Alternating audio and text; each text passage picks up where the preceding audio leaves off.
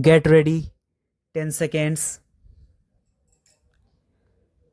5 seconds. Start. 55 years ago, this day, almost at this hour, the Constituent Assembly met in this hall to herald India's freedom. That was an event which was unique in world history and which has no parallel in the political annals of any country, ancient or modern.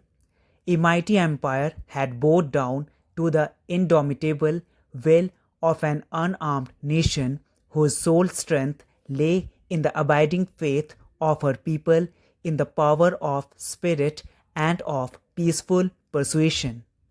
Truth and nonviolence, the father of our nation, had insisted were strong and sufficient weapons for a backward, poor, and unorganized people to win them their birthright of freedom, both political and economic. This firm foundation prepared us for a life of dedication and hard work so that India may rediscover her greatness and march towards her manifest destiny of a peaceful, prosperous, and progressive existence in the comity of nations.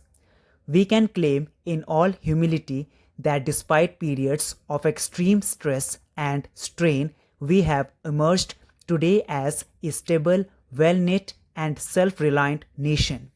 When India got the right and the power to govern herself, we inherited an administration which had no direct relevance to the enormous task of bringing about a rapid transformation of an economically backward and industrial undeveloped country into a modern state. Independent India's constitution laid great emphasis on the promotion of welfare of the people by securing and protecting effectively a social order in which justice, social, economic, and political shall inform all the institutions of national life.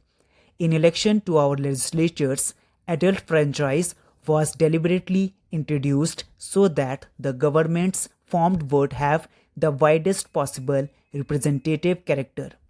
It also meant that the people's needs and the people's voice should be the dominant consideration in all affairs of state. Our parliamentary system provides the necessary means and machinery for a process of orderly change and revolution by general consent. Politically, we have proved ourselves as a mature nation. All external threats to our national integrity and attempts at internal disruption have been dealt firmly by the united will of our people. Our strict adherence to the rule of law, the preservation of a judicial system capable of responding to the needs of a changing social order are manifestations of good government. We have emphasized that considerations of the general welfare should prevail over the rights of individuals. In a country as large as India, with its social diversities and with a growing population, the problems of reconstruction are bound to be colossal, and the needs in the spread of education, growing of sufficient food, provision of housing, or other basic amenities to the people are continuous and ever increasing. But in meeting these needs, our unshakable aim is the building of an equitable society and an economic system in which there will be no exploitation of man by man. We have yet a long way to travel before we can make any claim to success. We have resources in land, water, and minerals such as very few countries have. Even making allowance for the vagaries of the weather, the country is capable of achieving self sufficiency in regard to the basic requirements of our people. An integrated, service oriented program is an essential precondition for this. I have always advocated that planning for development to be realistic has to be started from the village level. I am glad that there is today an increasing realization of the need for this. Plans and programs are not intended to be mere assessment charts or arithmetical projections of national resources. Our commitment to the gigantic but inescapable task of the removal of poverty is a mandate for our people, and it has to be fulfilled in the quickest possible time and in the smoothest possible manner.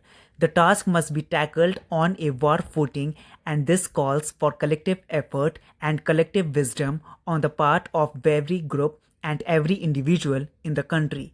The resources of the country, whether at the disposal of the states or at the disposal of the Union, are the common assets of the nation. Whether in the matter of sharing interstate water or power, in the equitable distribution of essential commodities, including food supplies, or in the distribution of cement and steel for construction activities, to cite only a few examples, the guiding principle should be that we do the maximum good to our people as a whole. The prosperity and progress of every part of India is the concern of the whole nation. Every Indian born in this country has a right and a claim to an equal share in that prosperity and progress. The state has a duty to take special care of the weaker sections of the community and the backward areas in different parts of the country. In helping to build them up, the approach should be a positive program by which they will come up to the level of the rest of the community.